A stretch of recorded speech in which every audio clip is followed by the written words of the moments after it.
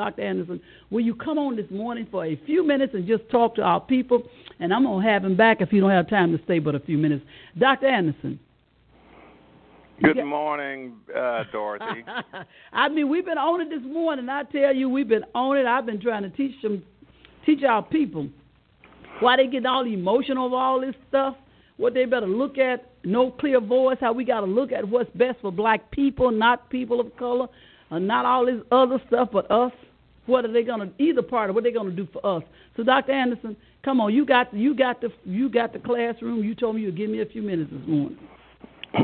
Well, first of all, Dorothy, let me thank you for inviting me back on your show, and I'm not sure what I can contribute to what you have already given out this morning. You always can contribute, Dr. Anderson. I don't care if you say hi. You say hi, racism. Folks jump. They know you telling the truth. You can contribute.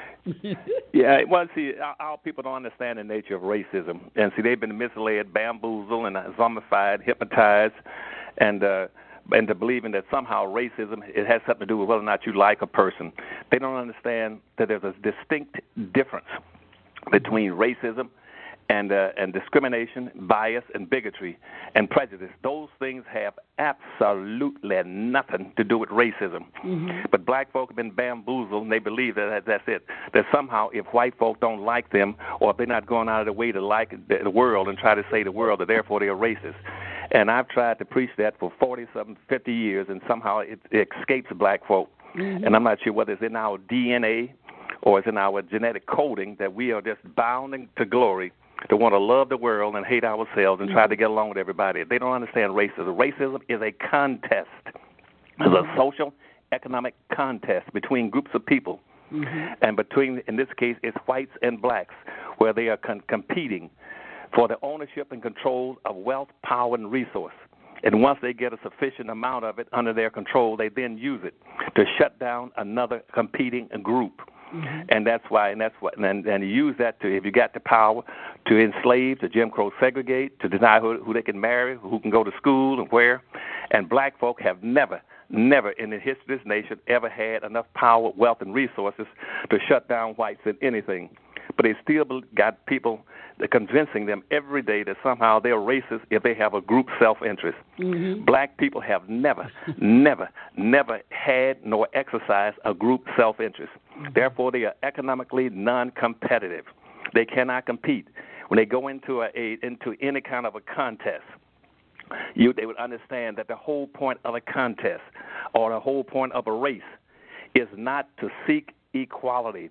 Our people can't get that through their heads. Mm-hmm. They always think that somehow that the primary goal of a race is to try to seek and attain equality. The whole point of a race is not to promote and secure equality. It's to promote inequality. Uh-huh. Who comes in first? Mm-hmm. It's a horse race, bicycle race, foot race. Who comes in number 1, 2, and 3, place, show, or tail in a horse race? Black folk don't understand the nature of a race, so they don't understand racism. Black people are not racist, cannot be racist, they don't have enough power and resources. So consequently, because they don't understand that, they have no group self-interest. Black folk have not progressed one iota. They are still currently suffering about 6 to 8 times their fair share of everything that's negative. They're on the bottom of the pile. They've been on the bottom of the pile for 500 years.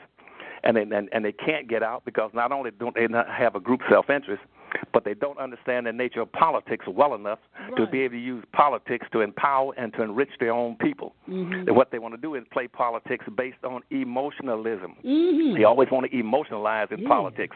Most of them have not got the practical sense to sit down and say, politics is not about emotionalism, it's about intellectualism, where you sit down and intellectually decide what you're going to do that's in the group self-interest of black folk. Right. White folk have always understood this.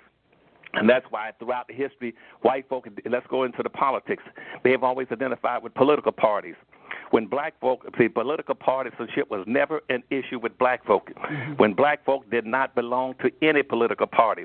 From 1516 up to 1860, they belonged to no political party, and they were enslaved. Mm-hmm. From 1866 up until 1956, almost 98% of them belonged to the Republican Party, and they were Jim Crow semi-re-enslaved. Mm-hmm. Then from 1956 up to the present time, to 2016, They all joined into the Democratic Party, and they've been benign, neglected, and politically corrected out of existence and made totally, absolutely invisible. They've been buried alive. So partisanship is not the issue. It was never the issue with whites. Whites would switch political parties. Now, Dr. Anderson, nobody else is dealing with party but black folks. That's right. See, black folk would switch political parties at the drop of a hat in their best self-interest, except black folk. Black folk will align themselves with a political party. Now, in the present-day terms, since the let's go back again, and throughout the history of this nation, not one single political party, I don't care what party you're talking about, not one political party nor any political candidate has ever promised anything to black folks specifically and delivered anything specifically to black folk. It has never happened. The only time anybody even tried was in the 1865 and 1866 when you had a few radical Republicans that came up with the concept of civil rights and trying to follow up on the Dred Scott decision, and they put out the 13th, 14th, and 15th Amendment. They tried for about 10 years what's called a Reconstruction period. Said let's do something strictly for black folk, and they got overridden by the United States Supreme Court and the rest of the Republican Party. And that's why right now the Democratic Party tried to get them. You told me everything that most of the stuff that happened, Republican did in the Democratic Party kind of overruled, was fighting back. Now, the Democratic Party has never done anything for black folk. No, and since that 10-year period between 1866 and 1876, you had the radical Republicans. They the only one tried, and everything they put into place. The 13th Amendment, the 14th Amendment, the 1865 and 1866 civil rights laws. They then got the United States Supreme Court, the Republican Party, there to neutralize all those things and expand them and try to rule them unconstitutional so they could apply for everybody. Even though the 13th Amendment, the 14th Amendment, and the civil rights laws were written strictly and solely for black people, and they were not how to get along. They were written to be economic-based. So civil rights was supposed to be an economic issue to empower black slaves who had nothing, had been given nothing, and had set out in the world penniless, poor, no clothes, no food, no housing, no animals, no tools, no weapons, no religion, no education, and no family, no structure. And they was trying to say, we got to give them something. So on the House floor in the United States Congress, Congressman Thaddeus Stevens, Charles Sumner, and Benjamin said that the only way a black person in this country politically will ever be free, they must minimally have 40 acres, a mule, and $100. It is strictly for black folk. And the worst thing that's happening right now is that they've taken and corrupted those concepts, those laws, and made them apply to everybody. And not only injures black folk, but it makes it's an insult to black folk to pretend that somehow that there's no difference between a Hispanic that ran across the border last night, a gay, a midget, a transsexual, a humpback, or somebody with a hernia or hemorrhoids, to be treated like black folk. Black folk, 99% of all the 99.5% of all the black people in America were here before 99.5% of all these other people arrived, and they were the black people that were the economic engines that built this country. Now I heard you mention something about immigrants. Immigrants, for instance, that 92% of all the immigrants right now in America, 92% of those have come in, have been here less than 35 years, and yet they are now being treated and oversighting black folk. They are being given all the benefits of the job and employment opportunities, the educational benefits that this administration and every other administration, from the local levels all the way to the presidents of the United States, is giving benefits to immigrants coming into countries and to gays and women and focusing on them. That is a violation of the laws. And black folk right now, because they don't understand politics, they don't go out and raise hell about it. No, they've been emotional. These folks are crazy. I have to turn off the TV. They are out here fighting about ready to go to blows about this mess. They are so emotional, Dr. Anderson. That's what I've been talking about this morning, about all this done emotion, Well, the laws, those laws, the enabling language in the laws, and the 13th Amendment, the 14th Amendment, they've been using now to give benefits to all these immigrants coming to the country. Those laws, the 13th Amendment says that were supposed to be corrective actions, saying that black people must be given the same rights and enjoyments as all white citizens. That's what it's saying. And it says they must be treated in all manners similar to whites. Well, and the civil rights laws, they said black people must be. Now let's get the language right now. You need to say that one more time so these folks, whoever they are in this country, hear you. You said this was for who?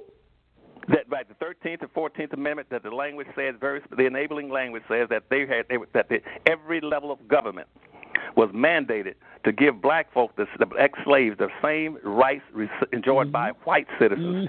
And see, that's why it doesn't pertain to whites, because whites got all their rights under the Fifth Amendment. The 13th and 14th Amendment was written exclusively for black folk. It wasn't written for Hispanics. You only had about 4,000 Hispanics in the entire United States in the 1860s. Those amendments are written exclusively for black folk. Then the Civil Rights Law even got further. The civil rights laws that every level of government is mandated to exercise. This is very important, Dorothy, to use all necessary means to lift the badges and incidences of slavery off the shoulders of black people. It didn't say anything about lift the badges and incidents of slavery off of gays, women, transsexuals, or Arabs, Asian, Hispanics. It says of black folk. Because those people weren't even in the country. So it is an insult, and it does economic injury politically to keep comparing black folk with these groups, new groups, fabricated groups coming into the country and delivering the resources and the power and the wealth and the enrichment to those people who weren't even in the country, and to ignore black folk. And that's what's going to happen in your current election. Is that, again, black folk are being shut out when they should be, when each candidate or political party should be focusing on carrying out those laws of the 1860s. And because you got those are constitutional laws. You got two constitutions in the United States. The first constitution runs from the First Amendment to the 12th Amendment. The second Constitution starts with the 13th Amendment up to about the 19th or 20th Amendment. The first Constitution was strictly an affirmative action plan for whites. The first Constitution was written in 1789. It was strictly as an affirmative action plan for whites to come in from around the world, come to this country, and get unearned benefits, to come in and freeload and get free land and free black labor and enrich themselves. And that's why in 1865, the radical Republican says you got to do something to address the issue with black folk. And because the Dred Scott decision 10 years before had said black people have no rights that a white person is bound to respect. The Dred Scott decision from the Supreme Court did not say women, gays, Hispanics, transsexuals, midgets, humpbacks, people with ingrown toenails had no rights. It says black people. And black folk in politics right now are Judases getting 30 pieces of silver, selling you out, asking political parties to start supporting everything and everybody but black folk. That is unconstitutional, it's illegal, and it's an insult to black folk. And you got black folk every day on TV. 99% of them are people who are either college professors or who have sat in a political campaign sometime and listened to the rhetoric and never understood politics. But I'm telling you straight up, I am the only black person in the history of this nation that has had the opportunity to be to serve not as a campaign worker, but to be a campaign manager for presidents, for governors, for attorney generals, for state legislators, for mayors, and for congress people. And also an economist for the president. That's right, and I'm the only one. But they don't listen to me. In the conclusion of my little speech, I'm going to let you talk now. I know you go on. Because it doesn't work, because there was one white man called in when I was on the Bev Smith show one night. She was going into about 68 cities and around the world. And he called in. He said, Dr. Anderson, he says, I'm a white man from Harrisburg, Mississippi. He said, I want to tell you something. He said, I've heard you on this show a number of times, and I've even read one of your books. And I'm just calling in tonight on this show to tell you that I agree with 95% of what you said in all your books, Black Labor, White Wealth, and Powernomics. I agree with you 100%, or not at least 95%. He said, but I want you to know it will not work. And I said, why, sir, do you think it won't work? We're on the radio. He says, well, for a very simple reason. I said, what's that? He says, because no white man has ever told you or told black folk that they can do what you're saying do. He said, but out of my respect for what you're saying, he said, I think blacks should have been doing it for the last 100 years. He said, but here's what I'll do. He said, I'll come at my own expense and follow you around the country and go on any television show, radio show, and stand up there. He said, when you get through speaking, I'll step to the front of the mic and say, tell black folk, it's okay for y'all to do what he says do. And I'm doing it, and as a white man, I'm making it okay. And I said, sir, you know what? I might take you up on that. And that's because I might just do that. And when I hung up, Dorothy, 2 or 3 blacks goes, oh, Dr. Anderson, please don't do that. That'll be an insult for us to let us know that white people would say those kind of things. And I'm saying this in my conclusion of my remarks. I'm saying this: black people in America have never been any more nor any less than what white people have wanted them to be. And in a presidential election or in a general election, whites determine what they want black folk to be. And black folk have never had the common sense and experience and training to say, no, anything we're going to be is going to be based on our needs, our interests, our historical experiences as exceptional people that built this country. Mm-hmm. That's what the American American dream was about. And one thing you talked about also was the refugees. You know, they're talking about the refugees and all of this. You commented on that when you was at Harold Washington Coach Center. We're going to bring you back before the year's out. But you commented on the refugees, some of the refugees. You said, how they going to give these refugees all this stuff? I read last week I was telling the people about how one of them was suing. They just got it. Their education ain't good enough. And they suing because America put them in bad schools. They just got here from Syria the other day. Right. Well, see, blacks are being displaced. They've been displaced. Every started in that's why it was from 1970 to 30 year in a 20-year time period between 1970 and 1990.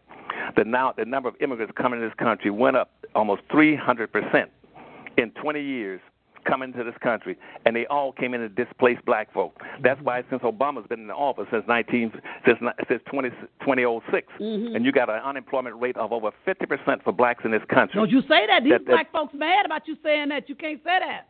I don't give a damn about what they get mad about. That's not my problem.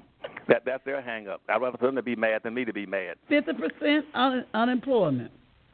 Yeah, that's unimportant, irrelevant to me, but about their anger. They got to quit emotionalizing and start intellectualizing. Mm-hmm. And since 2006, 26. He got 208. He ran to 27. Yeah, that point in time, when at that time, the 47% of all the new jobs in this country have gone to Hispanics, and here's black folk with an unemployment rate that's over 51%. They keep talking about black folks' unemployment is double whites. No, it's not. That's a lie. You got a national unemployment rate that's hidden, structural for black folks.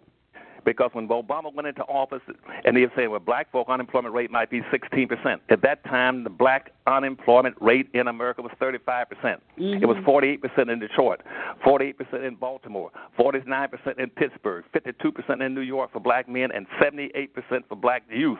Mm-hmm. And so I keep telling people, you got to quit listening to the propaganda and start intellectualizing. Right. And quit emotionalizing and quit going for symbolism. Mm-hmm. We love to symbolize everything and get some kind of emotional satisfaction off of being identified with something that produces nothing for black folk. Mm-hmm. That's why my books, Black Labor, White Wealth, signifies a debt that this country owes black folk. Which is very important. Wait, Dr. Anderson, whether you had the book, or even if you have the book, you need to order these books. Get some more books and give them to everybody in your circle and let folks begin. Get you a study group. Everybody that's listening, order those books. Get a study group and discuss what Dr. Anderson is talking about. Black labor, white wealth, powernomics. There is no way you can go wrong. So I'm telling my audience they need to order those books and they need to get right. Well, let me tell you what they need to get them. Well, let me tell you how they can get those books by simply going on to the Powernomics website, POWERNOMICS, powernomics.com. And they can order those books. I've got a Power Pack special right now where they can get all four of the best-selling black books in the history of this nation, which is Black Labor, White Wealth, Powernomics, The National Plan, Dirty Little Secrets 1 and Dirty Little Secrets 2. They can get all four of those books for $70. And I'm encouraging my listening audience now to call or to go. What's the number, Dr. Anderson? What's Powernomics' number? They can call the office and they can call the main business for the book company. That's 301. 564-6075. Again, 301-564-6075 and order them. Or they can go to the website and order them through powernomics.com and order and get the Power Pack. To get all. Well, the reason and if you get those books, nobody can trick them anymore. Right, you cannot and trick a lot of my audience black. have your books, Dr. Anderson. But what I want to say to those who don't have them, you get them. Those who do have them, I'm telling you, as part of my lesson, as part of your lesson plan, get you some groups. If there were 6 or 7 of you all, where you sit, you read, you have a discussion about this book and what we need to do. So you need to order those and just get you a group. So that's what I'm telling you to do. I'm going to ask Dr. Anderson how many of y'all have ordered. And I'm also stick it on my website. Dr. Anderson, one other thing that I'm going to the phones because this line, one guy. Well, let me finish that point by telling them this, that the reason our dilemma doesn't change and we never can be any more than what whites want us to be is because they don't read the books. And Malcolm X said that back in 1960. He said, if you ever want a secret, and keep it a secret, put it in a book because black folk would never read it. It'll stay a secret. And that's why a lot of them call and say, do you have it on a disc or something we can listen to in the car while we're driving around? There's a difference when you read than when you listen, because your brain have to do something else when you're reading. It's important to read. And so, Dr. Anderson, one other thing about this, you were saying that about these laws. The laws for the freedmen, don't forget about the Freedmen Bill. We can't forget those. Those laws was done by Republicans too, the Freedmen Bill. Say a little something about the Freedmen. Then I'm going to go to the phone, and I'm going to tell y'all got a minute to ask your question. He's going to take 3 questions at a time because my board is lit up, and I only got 20 minutes with Dr. Anderson. I'm glad he agreed to stay longer. What do you want me to respond to, Dorothy? I didn't hear it. What's your question? Okay. I want you to make sure you talk about the Freedmen Bill. I only have 25 more minutes to go, and I hope you stay with me these other 25 minutes. What I'm going to do is I want you to tell us a little about the Freedmen Bill, because the Freedmen Bill was put in, when it was put in, you said a Republican put it in, when it was put in. Then I'm going to go to the phone, and we're going to take questions, and I want everybody to give me like 1 minute. Come on, the Freedmen. I don't want to have you anything not talk about the Freedmen Bill. Tell me about Are you talking about the lawsuit, the Freedmen Bill? When was it done? Who was it done by? The Freedmen Bill. Well, the radical Republicans in the 1860s, they institute the bill for the 13th Amendment, the 14th, and the 15th Amendment, and also for the civil rights laws. But they were doing it trying to correct and starting the second Constitution, trying to correct the erroneous and malicious ruling by the Supreme Court in 1857, which is called the Dred Scott decision, which says that black people have no rights that white folk are bound to respect. And so, therefore, that's why I want to end up on the Senate floor from that point on. The radical Republicans, which is on a few white Republicans, particularly those who were married to white women and had married to black women and had black babies, they stood up in the congressional floor and said, we're going to use our emphasis at this point in time to play this game and make politics work for black folk. They said you cannot release black folk the way in the present conditions. He said that minimally in this country for black folk, there's only 2 things that black folk can be. They're going to be slaves or they're going to be free. But minimally, to be free, they must get minimally 40 acres, a mule, and $100. And they enacted that. And in the first civil rights laws, Johnson came in and became the president with the assassination of Lincoln, and he vetoed it. They rewrote it again in 1866 civil rights law. It is an economic issue. He says economic issue is not how well you like or love somebody. But then the Supreme Court later on took about 9 civil rights laws that followed that. And that's why in 1873 whites started trying to use the 14th Amendment with the slaughterhouse case, where some white meat packers down in New Orleans said, well, if black folk can get all these rights and freedoms, even though as whites we got ours at the 5th Amendment, why can't we also use the 14th Amendment? And that way we'll have 2 opportunities. We can have the 5th Amendment, which is for whites in the Constitution. We can also, in the new Constitution, we can be in the new Constitution, we can go out and co-op and corrupt the 14th Amendment and give the impression that it applies to everybody. So they filed a lawsuit in 1869 and went to the Supreme Court. And in 1873, the Supreme Court ruled what's called a slaughterhouse case. With the slaughterhouse case, basically, the Supreme Court would say, we're forced to tell you that the 14th Amendment was not for white folk. It was strictly solely for black folk to stop white folk from exploiting, misusing blacks coming out of slavery. That's what it was about. And it had nothing to do with Hispanics or women or gays or anybody else. The 14th Amendment was for black people. The Freedmen, and I got to go to the phone. I got 10 minutes. I'm going to go to this phone real quick because I wanted to talk about your bill and we're still fighting. But I have you back on to talk about that Freedmen bill because my board is lit up. I got about 20 calls on down. All the lines are lit up. And I'm going to take 2 questions, 3 questions at a time, then you answer. Look, y'all, just give me a question. Don't try to editorialize because I do want to try and get Dr. Anderson, William from Maywood. You have a question good morning. Do you have a question for Dr. Anderson? Yes, I want to know if Dr. Anderson is familiar with Neely Fuller, who worked closely with Dr. Francis Quest Welsing. Okay. And his explanation that even though we talk about I have our a question. You have to call me back next week to editorialize. Only question now. I got that but question. This is related to what we're talking about. Yeah, but right now we're just taking questions. The system that we're under right now is a global, political, religious system. Okay. Look, y'all, you gotta help me out here. I want you to have your question. Neely Fuller, who know Dr. and who know Francis Cresswell, and we're gonna see. Mama D.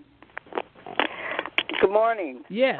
August 28th, Dr. King talked about. Okay, what's your question? Check. What's your question? My question is, Israel cannot vote for Hillary Clinton. That's her top priority.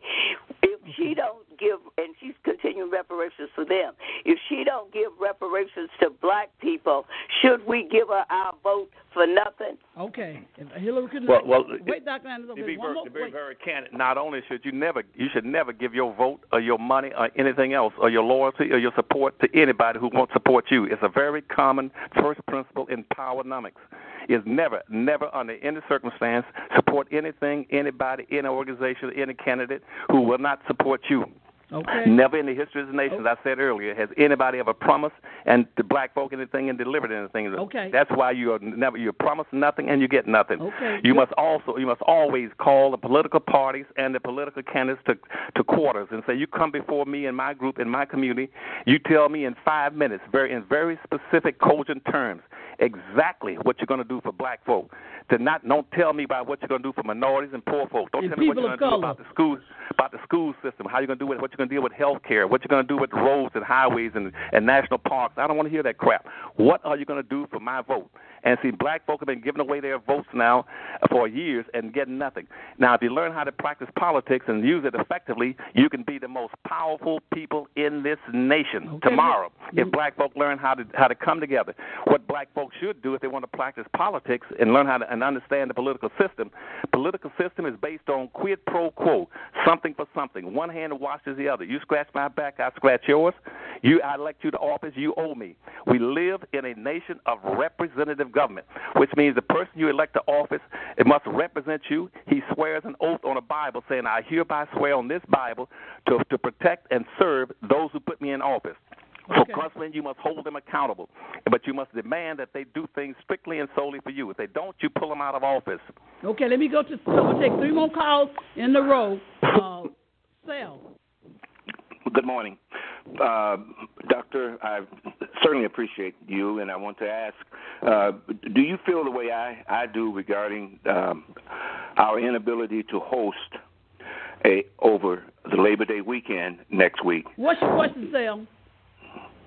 Does he share my position that we should have had him here to discuss his book, Black Labor, White Wealth? And would he support us next year on We're going to have him like here. We're going to have him here. We're going to have Dr. Anderson here before the year's out. We have him back at the Harold Washington Culture Center. I promise you, Sal. Well, the Spoon, what's your question? Yeah, I just want to ask Dr. Anderson, how hard is it to get black millionaires to invest in your vision? How hard is it? Okay, how hard is it to get millionaires to invest in your business, Dr. Anderson? It's about as hard as a flea crawled up in the back of an elephant butt with the intent to rape. That's how hard it is. Because they need to be trying to Harvest Institute. They need to be having Harvest Institute, the only black think tank, and also this case. The problem. To answer this question, Dorothy, the problem is, because black folk have never sat down and intellectualized and said we're gonna cease and desist in doing the inappropriate behavior that we've been committing for 500 years in this country, and we're gonna now put our group self-interest first and foremost before anybody else's interest. And see, once you say that, now you're ready to negotiate. They called me. They said I'm a racist because I talk about I'm a nationalist in terms of black people. Well, you can't. First of all, you can't be a racist. Second, that's what you're supposed to do. You always put your own interests first. And I'm gonna tell you now, as a pilot, if I'm flying and I don't fly anymore, and I'm too old for it, but if I'm flying and I lost cabin pressure in my plane, and I'll tell my passengers up front, if I lose cabin pressure, a mass, and this plane loses it, a panel will fall from your panel over your seat.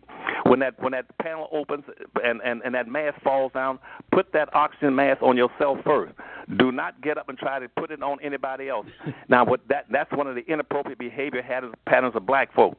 As soon as the mask falls down for them, they got all these problems in this country that have been inflicted and impacted on black folk. So they be choking, putting the mask on somebody else. Years.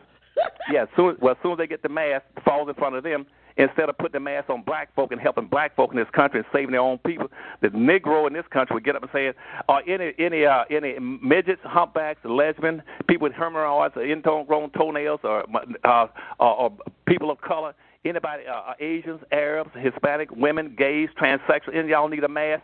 And I say, go get your own mask. Got to put my down. own mask on first. I got you, Doctor. I'm going to try to take some more calls, Dr. Anderson. I'm going to take 3 calls before you answer because I want these 3 calls answered. Art, what's your question? My question is, do we be too concerned about what white folks are doing, number one, and my other question is about black-on-black crime, that we making too many excuses for black-on-black crime. Okay, thank you. Dr. Anderson, don't answer right now. I got the question. wrote it down for you. Denise. Don't answer yet, Doc. Wait, Doc. I'm going to take 3 questions at one time. I'm writing them down for you. Denise? Good morning. What's your question? I have 2 quick questions. Hillary Clinton proposed to put $125 billion on the table for a breaking barrier agenda at Al Sharpton's convention in April. How do the black people decide to whom, what, and how that money is going to be allocated? Okay. And then I also would like for him to address the impact of class and generational divisions amongst the African Americans themselves. Okay. Hold on, Dr. Anderson. One more question. I'm going to give them all to you, class and generation division. Okay, Fred. What's your question? I wanted to know, did integration help black people or did it hurt black people? Okay, Dr. Anderson, now we be battling on that one. Okay, Dr. Anderson, we got several questions here. One is the generation divide. She wanted to know, Denise wanted to know whether or not the generation do we have about the money Al Sharpton got from Hillary Clinton? How should that money be divided up that he's gonna get in April? She wanted to know what about that. First of all, I would question who that money was put on the table for. It was put on the table for everybody. Black folk need to find out how much out of that money was put on the table for black folk, and based on the percentage that's going to black folk, that's the percentage of votes that they should be getting. I would not sit there if they say, well, we was on the table for everybody, and therefore black folk are going to wind up getting 1%. Then they should only get 1% of the black vote instead of getting 98% of the black vote. See, the Democratic Party and Hillary Clinton cannot win. It is wholly impossible for them to win under the present scenario. As I said to you a few minutes ago, I ran the campaign for governors, presidents, attorney generals, and everybody else. Unless the Democratic Party gets 90% of the black vote in America, they cannot win the presidential election. And if black folk are going to give them 90% of their vote, they should be getting an equitable amount of 90% of the tangible, measurable benefits, the social economic money, resources that comes from that person winning that office.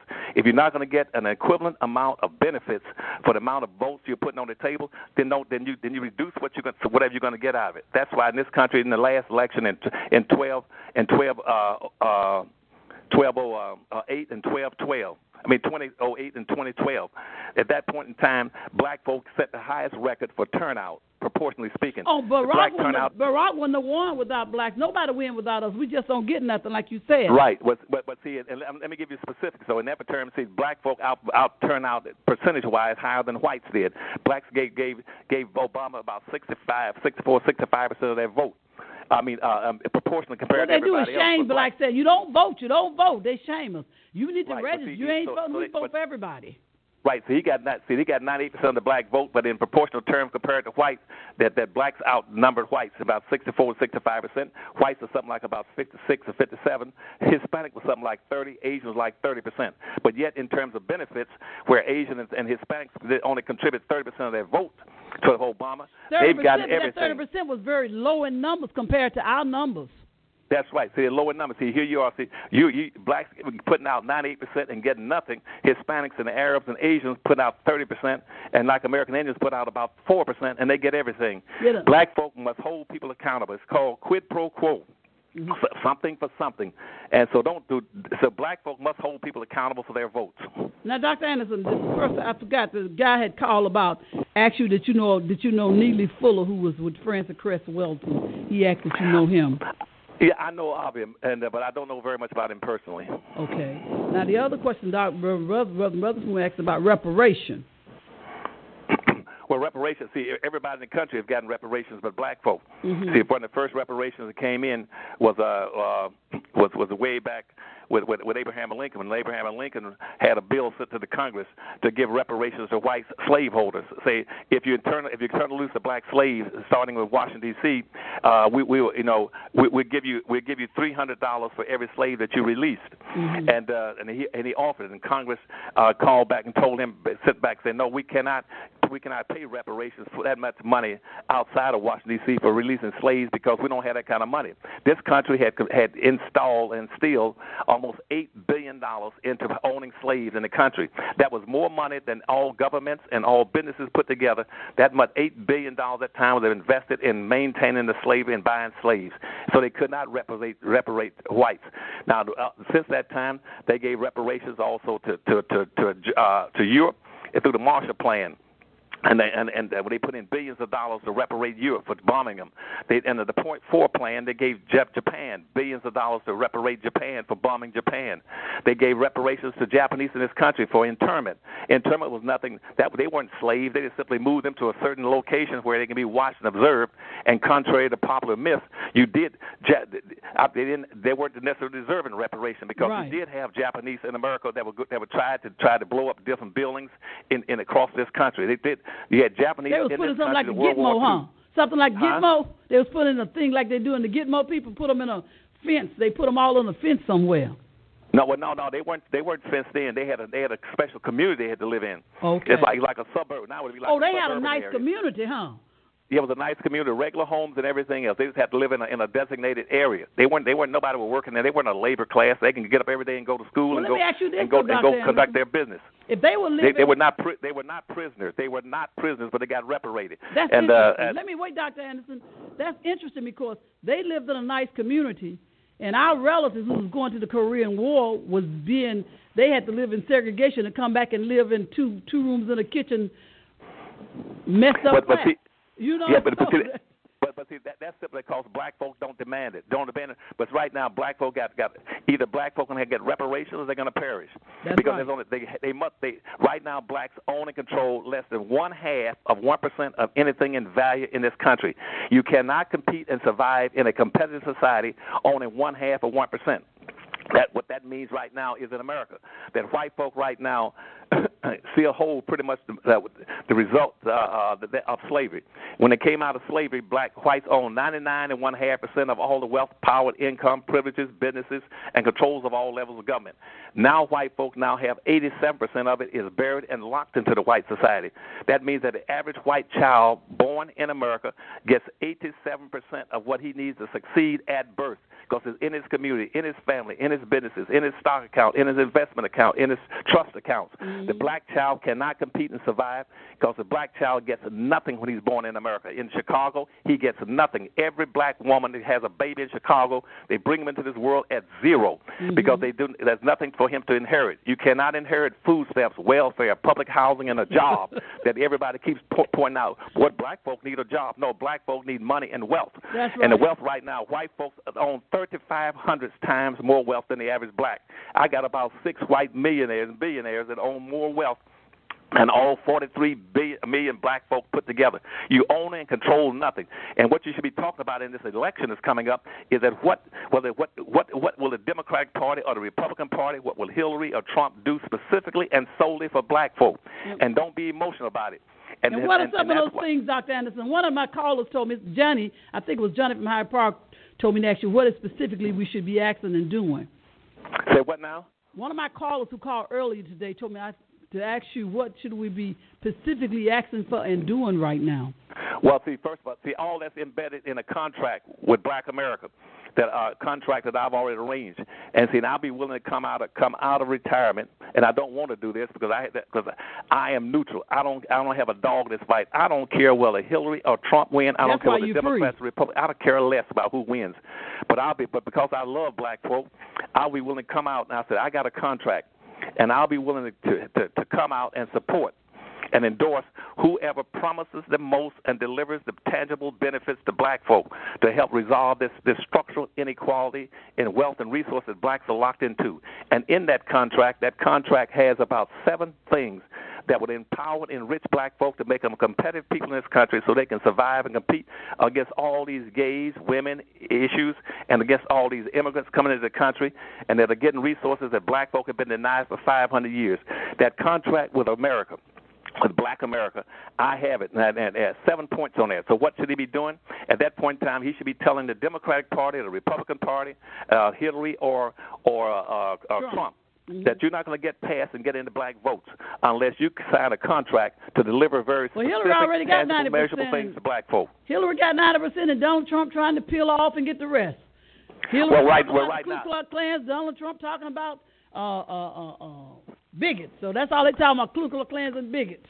Well, that's so what? So Trump is I would be the last one to say Trump was not a bigot. I mean, 99% of the whites in America are bigots. That's no problem.